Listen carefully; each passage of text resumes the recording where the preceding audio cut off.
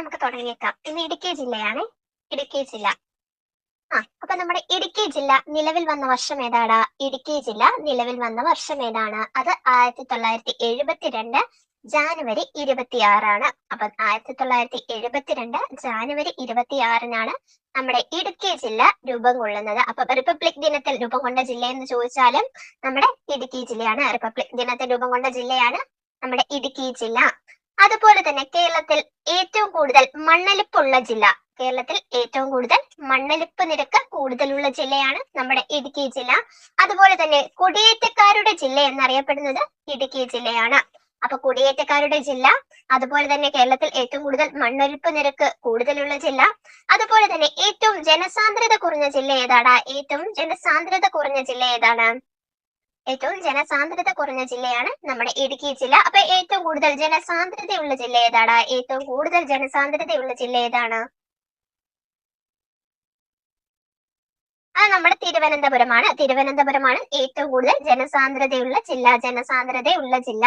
അതുപോലെ തന്നെ നമ്മുടെ കേരളത്തിലെ ഏറ്റവും വലിയ ജില്ല ഏതാണ്? ഇപ്പോ നമ്മുടെ കേരളത്തിലെ ഏറ്റവും വലിയ ജില്ല ഏതാണ്? അത് നമ്മുടെ ഇടുക്കി ജില്ലയാണ്. അപ്പൊ സെക്കൻഡ് സ്ഥാനം ഏതിനാണ്? സെക്കൻഡ് സ്ഥാനം ഏതിനാണ്? അത് പാലക്കാടിനാണ്. അപ്പൊ കേരളത്തിലെ ഏറ്റവും വലിയ രണ്ടാമത്തെ ജില്ല എന്ന് ചോദിച്ചാൽ ഏതാണ്? അത് പാലക്കാടാണ്. എന്നാൽ കേരളത്തിലെ ഏറ്റവും വലിയ ജില്ല ഏതാന്ന് ചോദിച്ചാൽ അത് നമ്മുടെ ഇടുക്കി ജില്ലയാണ്.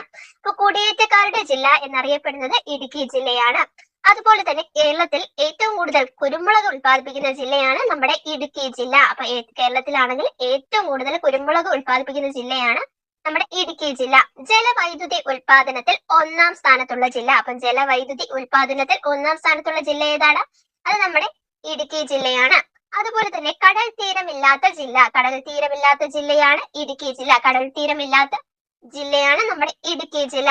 അതുപോലെ തന്നെ നമ്മുടെ കേരളത്തിൽ മലയോര പ്രദേശങ്ങൾ കൂടുതലുള്ള ജില്ലയാണ് ഇടുക്കി ജില്ല. കേരളത്തിൽ മലയോര പ്രദേശങ്ങൾ കൂടുതലുള്ള ജില്ലയാണ് ഇടുക്കി ജില്ല.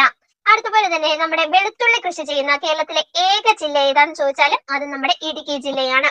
വെളുത്തുള്ളി കൃഷി ചെയ്യുന്ന നമ്മുടെ കേരളത്തിലെ ഏക ജില്ലയാണ് നമ്മുടെ ഇടുക്കി ജില്ല. അതുപോലെ തന്നെ നമ്മുടെ ഇടുക്കി ജില്ലയുടെ ആസ്ഥാനം എവിടെയാണടാ? ഇടുക്കി ജില്ലയുടെ ആസ്ഥാനം സ്ഥിതി ചെയ്യുന്നത് എവിടെയാണ്? ഇടുക്കി ജില്ലയുടെ ആസ്ഥാനം സ്ഥിതി ചെയ്യുന്നത് പൈനാവാണ്. അതുപോലെ തന്നെ നമ്മുടെ ഏറ്റവും കൂടുതൽ കാപ്പി ഉൽപ്പാദിപ്പിക്കുന്ന രണ്ടാമത്തെ ജില്ലയാണ് നമ്മുടെ ഇടുക്കി ജില്ല. ഏറ്റവും കൂടുതൽ കാപ്പി ഉൽപ്പാദിപ്പിക്കുന്ന രണ്ടാമത്തെ ജില്ലയാണ് നമ്മുടെ ഇടുക്കി ജില്ല. അപ്പൊ കൊക്കോ കൃഷിയിൽ ഒന്നാം സ്ഥാനത്തുള്ള ജില്ല ഏതാന്ന് ചോദിച്ചാലും ഇടുക്കി ജില്ലയാണ്. കൊക്കോ കൃഷിയിൽ ഒന്നാം സ്ഥാനത്തുള്ള ജില്ലയും നമ്മുടെ ഇടുക്കി ജില്ലയാണ്. അതുപോലെ തന്നെ ഏറ്റവും കൂടുതൽ മലകളും കുന്നുകളും ഉള്ള ജില്ലയും ഇടുക്കി ജില്ലയാണ്. ഏറ്റവും കൂടുതൽ മലകളും കുന്നുകളും ഉള്ള ജില്ലയും നമ്മുടെ ഇടുക്കി ജില്ലയാണ്. അപ്പൊ കേരളത്തിലെ ആദ്യത്തെ വന്യജീവി സങ്കേതം ഏതാണ്? കേരളത്തിലെ ആദ്യത്തെ വന്യജീവി സങ്കേതം ഏതാടാ? അത് പെരിയാർ വന്യജീവി സങ്കേതമാണ്. ഏത് വർഷമാണെടാ നമ്മുടെ പെരിയാർ വന്യജീവി സങ്കേതം അല്ലെങ്കിൽ നെല്ലിക്കാമ്പെട്ടി ഗെയിം സാങ്ച്വറി നിലവിൽ വന്നത്? അത് 1934 പെരിയാർ എന്നറിയപ്പെട്ട് തുടങ്ങിയതാണടാ 1950. അപ്പൊ കേരളത്തിലെ ആദ്യത്തെ വന്യജീവി സങ്കേതമാണ് നെല്ലിക്കാമ്പെട്ടി ഗെയിം സാങ്ച്വറി. നമ്മുടെ പെരിയാറിന്റെ പഴയ പേരാണ്. പെരിയാർ എന്നറിയപ്പെട്ട് തുടങ്ങിയതാണ് 1950. അതുപോലെ നമ്മുടെ കേരളത്തിലെ ആദ്യത്തെ ദേശീയ ഉദ്യാനം ഏതാണ്? കേരളത്തിലെ ആദ്യത്തെ ദേശീയ ഉദ്യാനം ഏതാണ്?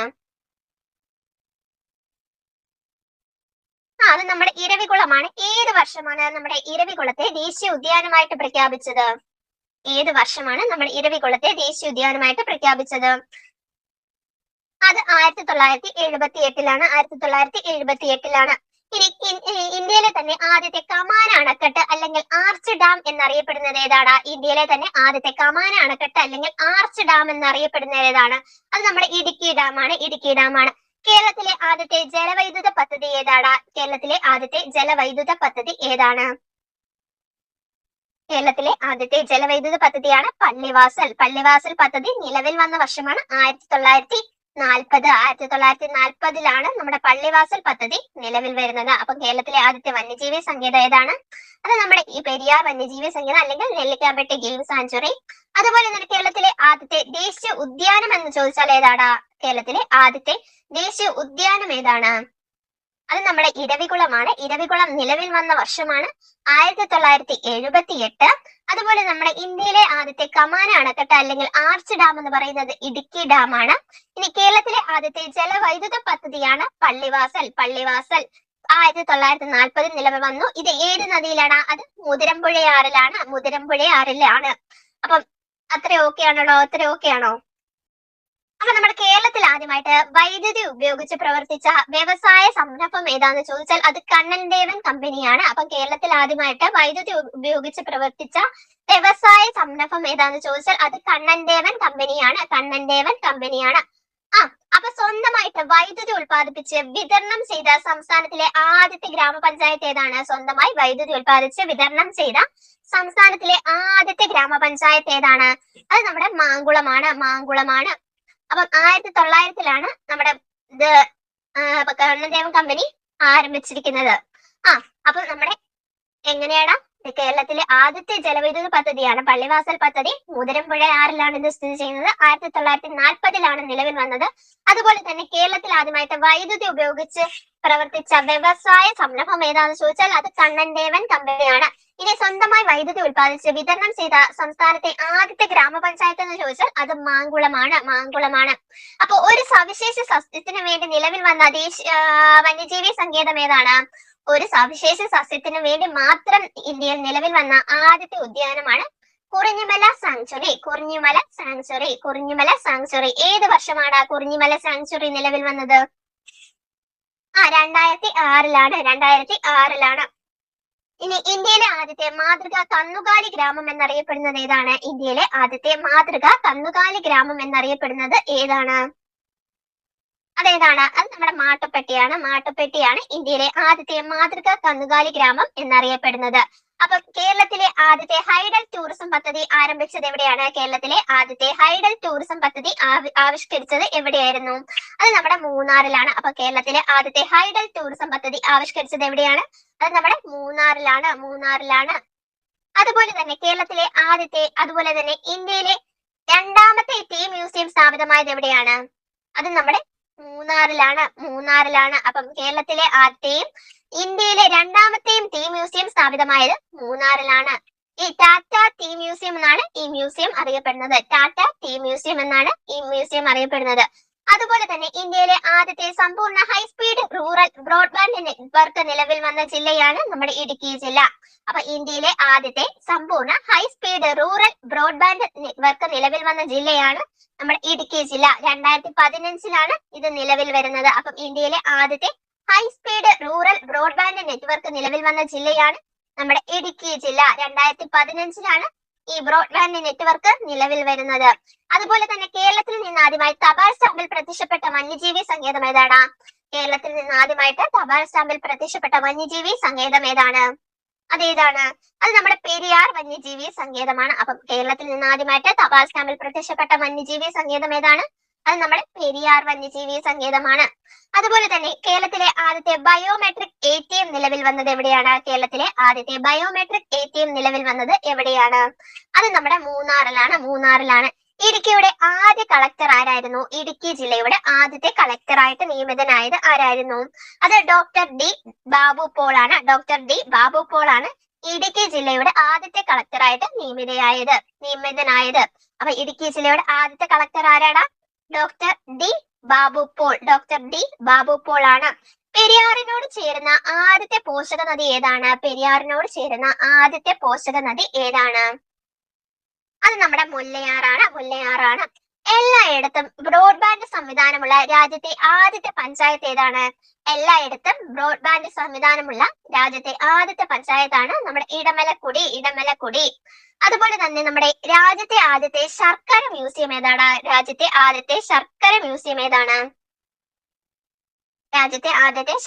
മ്യൂസിയമാണ് മറയൂരിൽ സ്ഥിതി ചെയ്യുന്നതാണ് നമ്മുടെ രാജ്യത്തെ തന്നെ ആദ്യത്തെ ശർക്കര മ്യൂസിയം. ഇന്ത്യയിലെ രണ്ടാമത്തെയും ദക്ഷിണേന്ത്യയിലെ ആദ്യത്തെയും വനിതാ DGP ആരായിരുന്നു? ഇന്ത്യയിലെ രണ്ടാമത്തെയും അതുപോലെ ദക്ഷിണേന്ത്യയിലെ ആദ്യത്തെ DGP ആരായിരുന്നു? അത് നമ്മുടെ ലതിക ശരനാണ്. അപ്പൊ നമ്മുടെ ഇന്ത്യയിലെ രണ്ടാമത്തെയും ദക്ഷിണേന്ത്യയിലെ ആദ്യത്തെയും വനിതാ DGP ആണ് ലതിക ശരൺ. ഇവര് തമിഴ്നാടിന്റെ ദക്ഷിണേന്ത്യയിലെ ഏത് സംസ്ഥാനം എന്ന് വെച്ചാൽ തമിഴ്നാടാണ്. ഏത് വർഷമാണെന്ന് വെച്ചാൽ 1952. ഇവര് ജനിച്ചത് ലതിക ശരൺ ജനിച്ചത് ഇടുക്കി ജില്ലയിലാണ്. കേരളത്തിലെ ആദ്യത്തെ സോളാർ പവർ സ്റ്റേഷൻ സ്ഥാപിതമായത് ആദ്യത്തെ ട്രൈബൽ സെറ്റിൽമെന്റ് ഏതാന്ന് ചോദിച്ചാൽ കേരളത്തിലെ സോളാർ പവർ സ്റ്റേഷൻ സ്ഥാപിതമായ ആദ്യത്തെ ട്രൈബൽ സെറ്റിൽമെന്റ് ഏതാന്ന് ചോദിച്ചാൽ അത് ഏതാടാ? അത് നമ്മുടെ മറയൂരാണ്. കേരളത്തിലെ ആ സോളാർ പവർ സ്റ്റേഷൻ സ്ഥാപിതമായിട്ടുള്ള ആദ്യത്തെ ട്രൈബൽ സെറ്റിൽമെന്റ് ആണ് മറയൂർ എന്ന് പറയുന്നത്. അതുപോലെ തന്നെ നമ്മുടെ കേരളത്തിലെ ഏറ്റവും പഴക്കമുള്ള അണക്കെട്ട് ഏതാടാ? കേരളത്തിലെ ഏറ്റവും പഴക്കമുള്ള അണക്കെട്ട് ഏതാണ്? അത് നമ്മുടെ മുല്ലപ്പെരിയാറാണ്. കേരളത്തിലെ ഏറ്റവും ഉയരം കൂടിയ കൊടുമുടി ഏതാണ്? അത് നമ്മുടെ ആനമുടിയാണ്. ആനമുടിയുടെ ഉയരം മീറ്ററിൽ എത്രയാടാ? 2695 മീറ്റർ ആണ്. ഇനി നമ്മുടെ അടിക്കണക്കിൽ പറയുകയാണെങ്കിലോ ഫീറ്റിൽ എത്രയാണ്? ഫീറ്റ് പറയുകയാണെങ്കിൽ അത് 8842 അടിയാണ്. 8842 അടിയാണ്. 2695 മീറ്റർ ആണ്. അത് തന്നെ നമ്മുടെ 8842 അടിയാണ്. അതുപോലെ തന്നെ നമ്മുടെ കേരളത്തിൽ ഏറ്റവും ഉയരത്തിൽ സ്ഥിതി ചെയ്യുന്ന പട്ടണം ഏതാന്ന് ചോദിച്ചാൽ അത് ഏതാടാ? കേരളത്തിൽ ഏറ്റവും ഉയരത്തിൽ സ്ഥിതി ചെയ്യുന്ന പട്ടണം ഏതാണ്? അത് നമ്മുടെ മൂന്നാറാണ്. അപ്പൊ കേരളത്തിലെ ഏറ്റവും വലിയ ഭൂഗർഭ വൈദ്യുത നിലയം എവിടെയാണ് സ്ഥിതി ചെയ്യുന്നത്? കേരളത്തിലെ ഏറ്റവും വലിയ ഭൂഗർഭ വൈദ്യുത നിലയം സ്ഥിതി ചെയ്യുന്നത് എവിടെയാണടാ? അത് നമ്മുടെ മൂലമറ്റത്താണ്. അപ്പൊ നമ്മുടെ ഇന്ത്യയിലെ ഏറ്റവും വലിയ പ്രഷർ ഷാഫ്റ്റ് ഉള്ള പവർ ഹൗസ് ആണ് മൂലമറ്റം. അപ്പൊ ഇന്ത്യയിലെ തന്നെ ഏറ്റവും വലിയ പ്രഷർ ഷാഫ്റ്റ് ഉള്ള പവർ ഹൗസ് ആണ് നമ്മുടെ മൂലമറ്റം എന്ന് പറയുന്നത്. അപ്പൊ കേരളത്തിലെ സ്വകാര്യ മേഖലയിലെ ഏറ്റവും വലിയ ജലവൈദ്യുത പദ്ധതി എവിടെയാണടാ? കേരളത്തിലെ സ്വകാര്യ മേഖലയിലെ ഏറ്റവും വലിയ ജലവൈദ്യുത പദ്ധതി എവിടെയാണ്? അത് കുത്തുങ്കലാണ്. നമ്മുടെ രാജാക്കാട് പഞ്ചായത്തിലാണ്, ഇടുക്കി ജില്ലയിലാണ്. അപ്പൊ കേരളത്തിലെ സ്വകാര്യ മേഖലയിലെ ഏറ്റവും വലിയ ജലവൈദ്യുത പദ്ധതിയാണ് കുത്തുങ്കൽ. ഇത് രാജാക്കാട് പഞ്ചായത്തിലാണ്, ഇടുക്കി ജില്ലയിലാണ്. അതുപോലെ തന്നെ ഇത് ഏത് നദിയിലാണ്? അത് പന്നിയാറാണ്.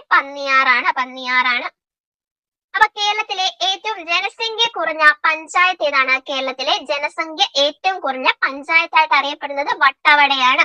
അപ്പൊ കേരളത്തിൽ ജനസംഖ്യ ഏറ്റവും കുറഞ്ഞ പഞ്ചായത്തായിട്ട് അറിയപ്പെടുന്നത് വട്ടവടയാണ്. അപ്പൊ കേരളത്തിൽ ഏറ്റവും ജനസംഖ്യ കുറഞ്ഞ പഞ്ചായത്തായിട്ട് അറിയപ്പെടുന്ന ഏതാണ്? വട്ടവടയാണ്. കേരളത്തിലെ ഏറ്റവും ചെറിയ ദേശീയോദ്യാനം ഏതാണ്? കേരളത്തിലെ ഏറ്റവും ചെറിയ ദേശീയോദ്യാനം ഏതാണ്? അതേതാണ്? അത് നമ്മുടെ പാമ്പാടും ചോലയാണ്. കേരളത്തിലെ ഏറ്റവും ചെറിയ ദേശീയോദ്യാനമാണ് പാമ്പാടും ചോല. പാമ്പാടും ചോല ദേശീയോദ്യാനം നിലവിൽ വന്ന വർഷം ഏതാണ്?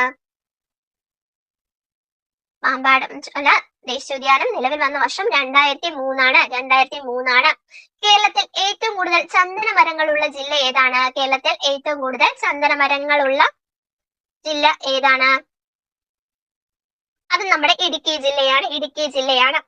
കേരളത്തിലെ ഏറ്റവും വലിയ സംരക്ഷണ മേഖലയാണ് നമ്മുടെ പെരിയാറ്.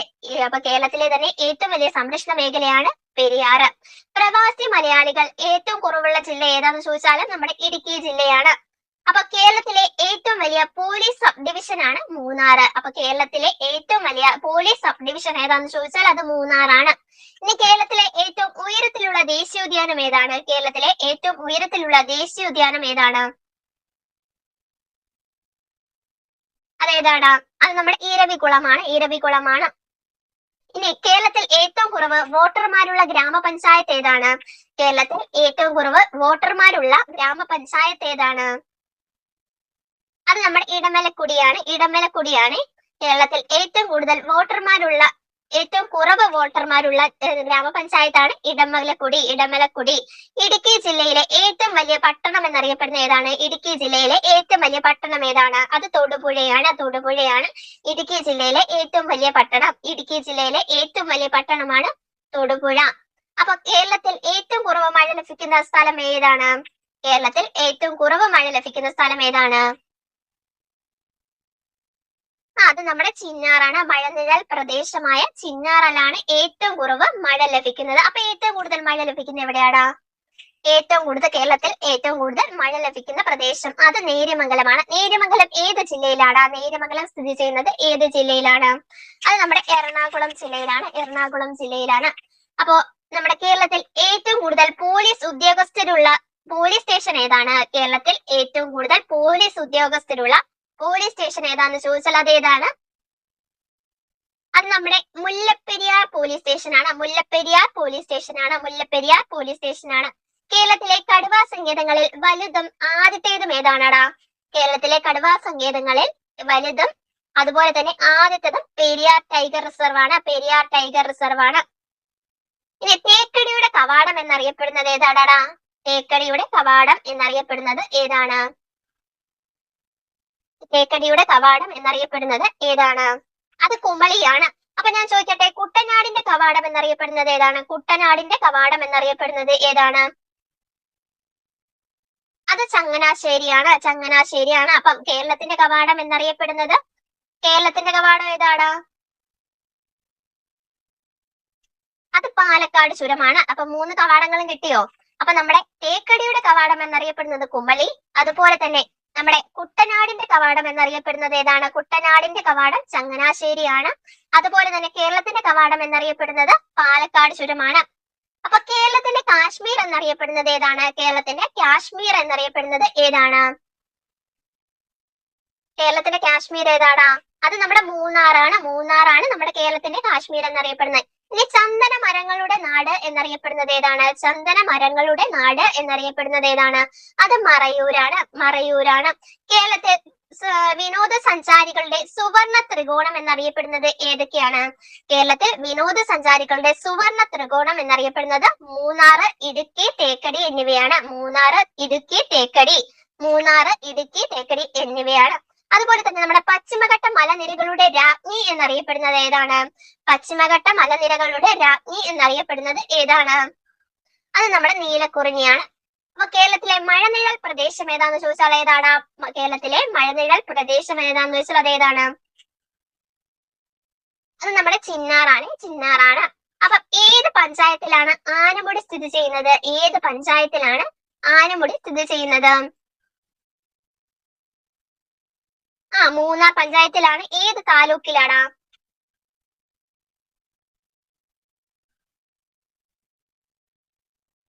ദേവികുളം താലൂക്കിലാണ്. ദേവികുളം താലൂക്കിലാണ്. അതുപോലെ തന്നെ തൊമ്മൻകുത്ത്, തേന്മാരിക്കുത്ത് എന്നീ വെള്ളച്ചാട്ടങ്ങൾ സ്ഥിതി ചെയ്യുന്നത് ഏത് ജില്ലയിലാണെന്ന് ചോദിച്ചാൽ അത് ഇടുക്കി ജില്ലയിലാണ്. തൊമ്മൻകുത്ത് അതുപോലെ തന്നെ തേന്മാരിക്കുത്ത്, തൊമ്മൻകുത്ത് അതുപോലെ തന്നെ തേന്മാരിക്കുത്ത് എന്നീ വെള്ളച്ചാട്ടങ്ങൾ സ്ഥിതി ചെയ്യുന്നത് ഇടുക്കി ജില്ലയിലാണ്. അപ്പൊ പള്ളിവാസൽ പദ്ധതി ഏത് നദിയിലാണ്? പള്ളിവാസൽ പദ്ധതി ഏത് നദിയിലാണ്? അത് മുതിരമ്പുഴയാറിലാണ്. മുതിരമ്പുഴയാറിലാണ്. അപ്പൊ നമ്മുടെ ഇരവികുളം വന്യജീവി സങ്കേതത്തിൽ സംരക്ഷിക്കപ്പെട്ടിരിക്കുന്ന സംരക്ഷിത മൃഗം ഏതാണ്? ഇരവികുളം ദേശീയോദ്യാനത്തിൽ സംരക്ഷിക്കപ്പെട്ടിരിക്കുന്ന അത് വരയാടാണ്. ഈ വരയാടിന്റെ ശാസ്ത്രീയ നാമം എന്താണ്? Nilgiritragus hylocrius. അത് തന്നെ, Nilgiritragus hylocrius. Nilgiritragus hylocrius. Nilgiritragus hylocrius. മാറിപ്പോലെ. അപ്പം നമ്മുടെ ഇരവികുളം വന്യജീവി ഇരവികുളം ദേശീയോദ്യാനത്തിൽ സംരക്ഷിക്കപ്പെട്ടിരിക്കുന്ന മൃഗമാണ് നമ്മുടെ വരയാട് എന്ന് പറയുന്നത്. അത് ഏത് സംസ്ഥാനത്തിന്റെ ഇതാണ്? സംസ്ഥാന മൃഗമാണ് വരയാട് എന്ന് പറയുന്നത്. അത് നമ്മുടെ തമിഴ്നാടിന്റെയാണ്. തമിഴ്നാടിന്റെയാണ്. അപ്പൊ മലങ്കര പദ്ധതി ഏത് നദിയിലാണ്? മലങ്കര പദ്ധതി ഏത് നദിയിലാണ്? മലങ്കര പദ്ധതി സ്ഥിതി ചെയ്യുന്നത് ഏത് നദിയിലാണ്? മലങ്കര പദ്ധതി തൊടുപുഴയാറിലാണ് നിർമ്മിച്ചിരിക്കുന്നത്. മലങ്കര പദ്ധതി നിർമ്മിച്ചിരിക്കുന്നത് നമ്മുടെ തൊടുപുഴയാറിലാണ്. തൊടുപുഴയാറിലാണ്. അതുപോലെ തന്നെ തേക്കടി വന്യജീവി സങ്കേതം സ്ഥാപിച്ച വർഷമാണ് 1934. ഇത് സ്ഥാപിച്ച തിരുവിതാംകൂർ രാജാവ് ആരാണടാ? നമ്മുടെ തേക്കടി വന്യജീവി സങ്കേതം സ്ഥാപിച്ച തിരുവിതാംകൂർ രാജാവാരാണ്? അത് ശ്രീ ചിത്തിര തിരുനാളാണ്. ഇനി ചീയപ്പാറ വെള്ളച്ചാട്ടം സ്ഥിതി ചെയ്യുന്നത് ഏത് ജില്ലയിലാണെന്ന് ചോദിച്ചാലും അത് നമ്മുടെ ഇടുക്കി ജില്ലയിലാണ്. ഇടുക്കി ജില്ലയിലാണ്.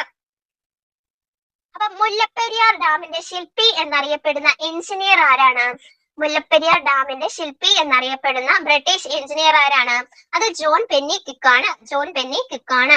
മുനിയറകൾക്ക് പ്രസിദ്ധമായ ഇടുക്കി ജില്ലയിലെ സ്ഥലം ഏതാണ്? മുനിയറകൾക്ക് പ്രസിദ്ധമായ ഇടുക്കി ജില്ലയിലെ സ്ഥലം ഏതാണ്?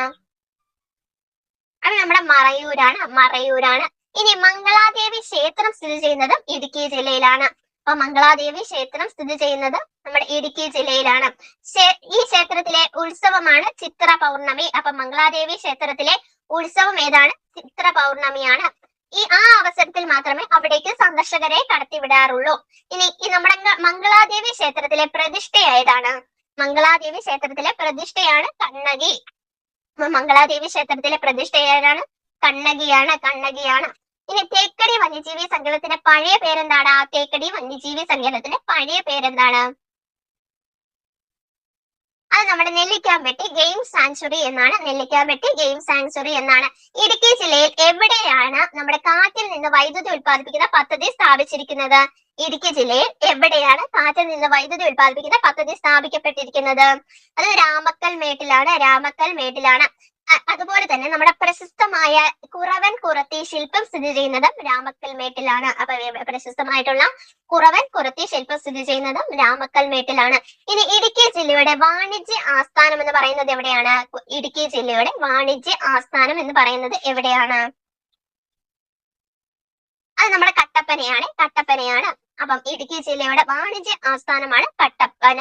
അതുപോലെ തന്നെ സൂഫി സന്യാസി വര്യനായ പീർ മുഹമ്മദിന്റെ പേരിൽ നിന്നാണ് നമുക്ക് പീരുമേട് എന്ന പേര് ഉണ്ടായത്. അപ്പൊ നമ്മുടെ ആരുടെ പേരിൽ നിന്നാണ്? സൂഫി സന്യാസി വര്യനായ പീർ മുഹമ്മദിന്റെ പേരിൽ നിന്നുണ്ടായ സ്ഥലമാണ് പീരുമേട്. അപ്പൊ ഞാൻ ചോദിക്കട്ടെ, നമ്മുടെ മുല്ലപ്പെരിയാർ അണക്കെട്ട് സ്ഥിതി ചെയ്യുന്ന ഒരു താലൂക്ക് ഏതാന്ന് ചോദിച്ചാൽ അത് പീരുമേട് താലൂക്കാണ്. അപ്പൊ നമ്മുടെ ഏതാണ്? മുല്ലപ്പെരിയാർ അണക്കെട്ട് സ്ഥിതി ചെയ്യുന്ന താലൂക്ക് ഏതാന്ന് ചോദിച്ചാൽ അത് പീരുമേട് താലൂക്കാണ്. കുമളി പഞ്ചായത്താണ് പീരുമേട് താലൂക്കും അതുപോലെ തന്നെ കുമളി പഞ്ചായത്തുമാണ്. ഇനി ധാരാളം വിനോദസഞ്ചാരികളെ ആകർഷിക്കുന്ന പരുന്തുംപാറ സ്ഥിതി ചെയ്യുന്നത് ഇടുക്കി ജില്ലയിലാണ്. അപ്പൊ പരുന്തുംപാറ സ്ഥിതി ചെയ്യുന്നത് എവിടെയാണ്? ഇടുക്കി ജില്ലയിലാണ്. അപ്പൊ നമ്മുടെ 1888 മൂന്നാറിൽ കണ്ണൻദേവൻ പ്ലാന്റേഷൻ സ്ഥാപിതമായത്. അപ്പം 1900 അവിടെ വൈദ്യുതി ഉപയോഗിച്ചിട്ട് ഫാക്ടറി പ്രവർത്തിച്ചു തുടങ്ങിയ വർഷമാണ് 1900. അതുപോലെ തന്നെ 1888 മൂന്നാറിൽ കണ്ണൻദേവൻ നമ്മുടെ പ്ലാന്റേഷൻ സ്ഥാപിതമാകുന്നത്. അപ്പൊ മുല്ലപ്പെരിയാർ അണക്കെട്ടിന്റെ രൂപീകരണം പൂർത്തിയായ വർഷം ഏതാണ്? മുല്ലപ്പെരിയാർ അണക്കെട്ടിന്റെ നിർമ്മാണം പൂർത്തിയായ വർഷം ഏതാണ്? അത് 1895. അപ്പം ഇരവികുളത്തെ ദേശീയ ഉദ്യാനമായിട്ട് പ്രഖ്യാപിച്ച വർഷം ഏതാണ്? അപ്പം ഇരവികുളത്തെ ദേശീയ ഉദ്യാനമായിട്ട് പ്രഖ്യാപിച്ച വർഷം ഏതാണ്? അത് 1978. അപ്പൊ വന്യജീവി സങ്കേതമായിട്ട് ഇരവികുളത്തെ പ്രഖ്യാപിച്ച വർഷം ഏതാണ്? വന്യജീവി സങ്കേതമായിട്ട് ഇരവികുളത്തെ പ്രഖ്യാപിച്ച വർഷം 1975. അതുപോലെ തന്നെ നമ്മുടെ ഇൻഡോസിസ് പ്രോജക്ട് സ്ഥിതി ചെയ്യുന്നത്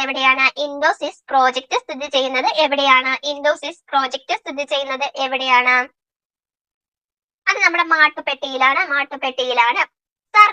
സംസ്ഥാന സർക്കാർ കുടിവെള്ള പദ്ധതി സ്ഥാപിച്ചിരിക്കുന്നത് എവിടെയാണ്? സംസ്ഥാന സർക്കാർ കുടിവെള്ള പദ്ധതി അല്ലെങ്കിൽ ഹില്ലി അക്വ പദ്ധതി സ്ഥാപിച്ചിരിക്കുന്നത് എവിടെയാണ്? ഹില്ലി അക്വയുടെ കുപ്പിയൊക്കെ നിങ്ങൾ കണ്ടിട്ടില്ലേ വെള്ളം മേടിക്കുമ്പോ? അതിന്റെ ആസ്ഥാനം എവിടെയാണ്? അത് നമ്മുടെ തൊടുപുഴയിലാണ്. അപ്പൊ സംസ്ഥാന സർക്കാരിന്റെ കുടിവെള്ള പദ്ധതിയായ ഹില്ലി അക്വ സ്ഥാപിച്ചിരിക്കുന്നത് നമ്മുടെ തൊടുപുഴയിലാണ്. നാഷണൽ അഡ്വഞ്ചർ സ്പോർട്സ് അക്കാദമി സ്ഥിതി ചെയ്യുന്നത് എവിടെയാണ്? അത് നമ്മുടെ ദേവികുളത്താണ്.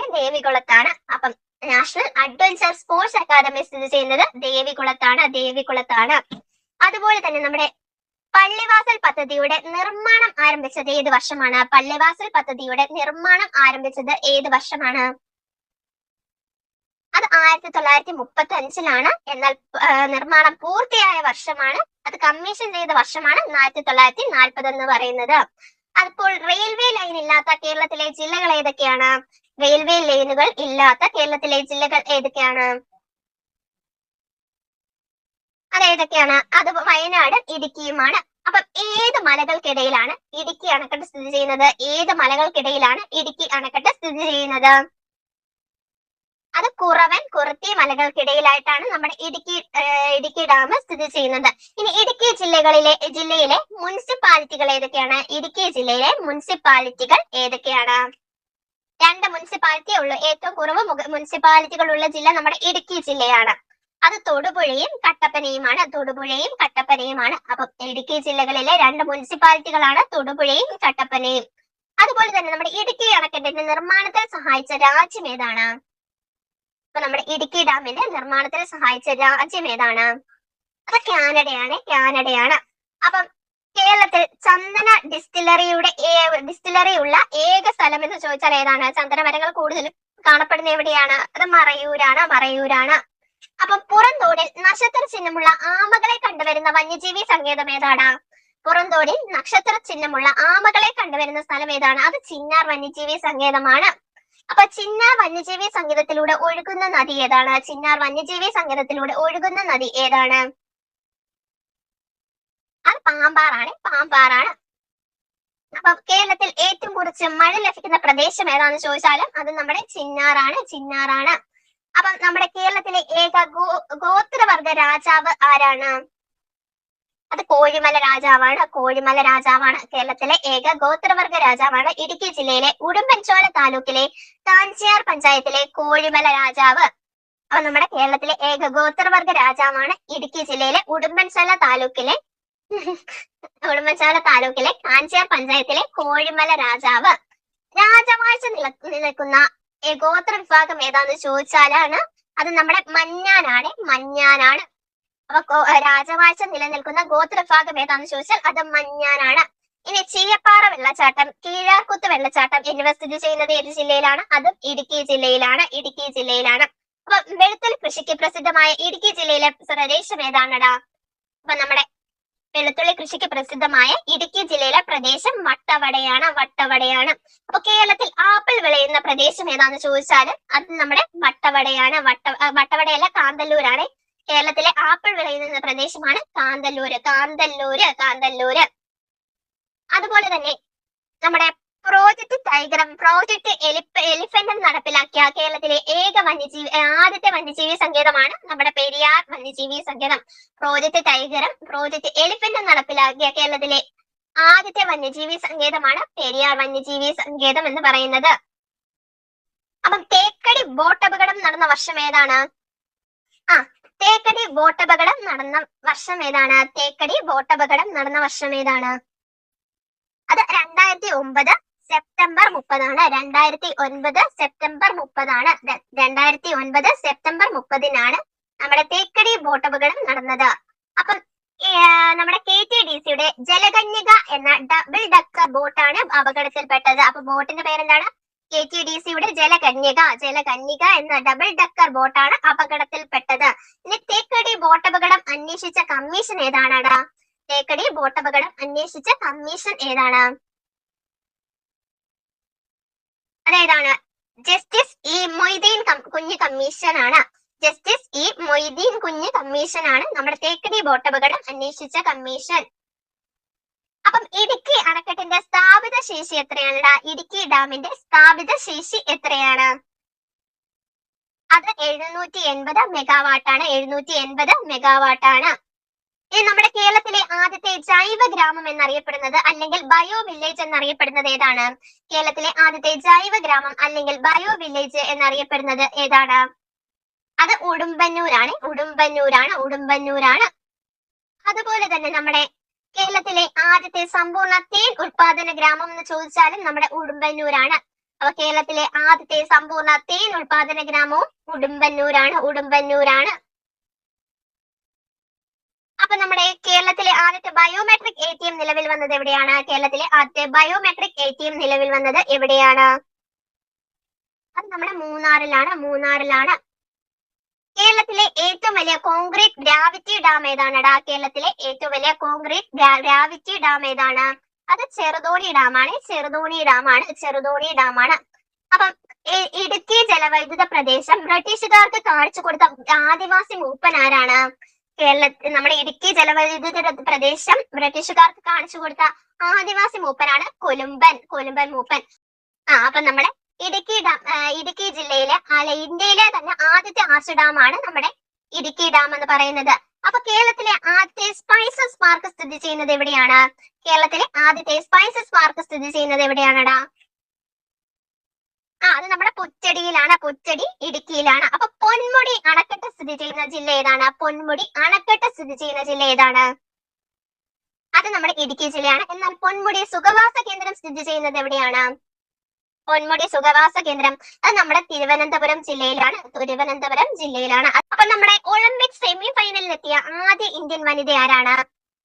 ഒളിമ്പിക് സെമി ഫൈനലിൽ എത്തിയ ആദ്യ ഇന്ത്യൻ വനിത ആരാണ്? അത് നമ്മുടെ ഷൈനി വിൽസൺ ആണ്. അപ്പൊ ഷൈനി വിൽസന്റെ സ്ഥലം ഇവിടെ ഇടുക്കി ജില്ലയിലെ കരിമ്പൻ എന്ന് പറയുന്ന ഒരു സ്ഥലത്താണ്. ഇടുക്കി ജില്ലയിലെ കരിമ്പൻ എന്ന് പറയുന്ന സ്ഥലത്താണ്. അപ്പൊ നമ്മുടെ ഷൈനി വിൽസന്റെ ജന്മസ്ഥലം എന്ന് പറയുന്നത് ഈ കരിമ്പൻ എന്ന് പറയുന്ന സ്ഥലത്താണ്. ഇത് ഇടുക്കി ജില്ലയിലാണ്. അപ്പൊ ഒളിമ്പിക് സെമി ഫൈനലിൽ എത്തിയ ആദ്യ ഇന്ത്യൻ വനിതയാണ് ഷൈനി വിൽസൺ. അതുപോലെ തന്നെ രാജീവ് ഗാന്ധി ഖേൽരത്ന അവാർഡ് ലഭിച്ച ആദ്യ കേരളീയ വനിത ആരാണ്? രാജീവ് ഗാന്ധി ഖേൽരത്ന അവാർഡ് ലഭിച്ച കേരളീയ വനിത ആരാണ്? അത് നമ്മുടെ കെ എം ബീനാമോള്. നമ്മുടെ ഇടുക്കി ജില്ലക്കാരിയാണ്. അപ്പൊ നമ്മുടെ നീലക്കുറിഞ്ഞിയുടെ ശാസ്ത്രീയ നാമം എന്താണ്? നീലക്കുറിഞ്ഞിയുടെ ശാസ്ത്രീയ നാമം എന്താണ്? നീലക്കുറിഞ്ഞിയുടെ ശാസ്ത്രീയ നാമം സ്ട്രോബിലാന്തസ് കുന്തിയാന എന്നാണ്. ഇനി പട്ടിക വിഭാഗത്തിൽ നിന്നുള്ള ആദ്യത്തെ പഞ്ചായത്ത് പ്രസിഡന്റ് ആരാണ്? പട്ടിക വിഭാഗത്തിൽ നിന്നുള്ള ആദ്യത്തെ പഞ്ചായത്ത് പ്രസിഡന്റ് ആണ് കന്നിയമ്മ ശ്രീരംഗൻ ആണ് നമ്മുടെ പട്ടിക വിഭാഗത്തിൽ നിന്നുള്ള ആദ്യത്തെ പഞ്ചായത്ത് പ്രസിഡന്റ് എന്ന് പറയുന്നത്. ഇടമലക്കുടിയാണ്. ഇടമലക്കുടി പഞ്ചായത്താണ്. അതുപോലെ തന്നെ നമ്മുടെ കേരളത്തിലെ ആദ്യത്തെ ഹാൾമാർക്ക് ജില്ല ഏതാന്ന് ചോദിച്ചാൽ അതും ഇടുക്കി ജില്ലയാണ്. അപ്പൊ എങ്ങനെയാണ് നമ്മുടെ കേരളത്തിലെ ആദ്യത്തെ ഹാൾമാർക്ക് ജില്ല ഏതാന്ന് ചോദിച്ചാലും അത് ഇടുക്കി ജില്ലയാണ്. അപ്പൊ നമ്മുടെ പാമ്പാർ നദിയുടെ ഉത്ഭവ സ്ഥാനം എവിടെയാണ്? പാമ്പാർ നദിയുടെ ഉത്ഭവ സ്ഥാനം ഏതാണ്? അത് നമ്മുടെ ബെന്മൂർ ദേവികുളം താലൂക്കിലെ ബെന്മൂർ കുന്നുകളാണ്. ഇനി തൂവാനം വെള്ളച്ചാട്ടം സ്ഥിതി ചെയ്യുന്നത് ഏത് നദിയിലാണ്?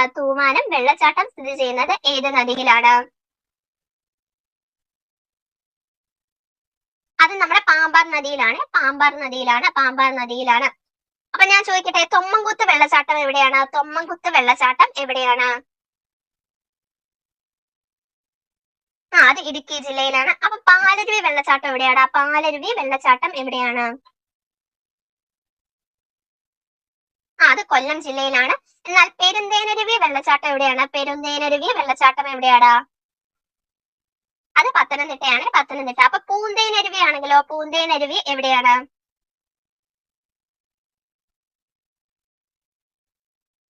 അത് ഇടുക്കി ജില്ലയിലാണ്. അപ്പൊ മൂന്നാറിൽ സംഗമിക്കുന്ന നദികൾ ഏതൊക്കെയാണ്?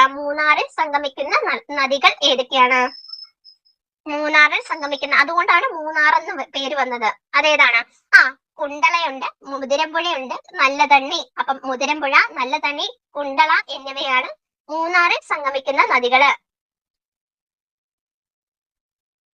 അപ്പൊ നമ്മുടെ കേരളത്തിന്റെ സുഗന്ധവ്യഞ്ജന തോട്ടം എന്നറിയപ്പെടുന്ന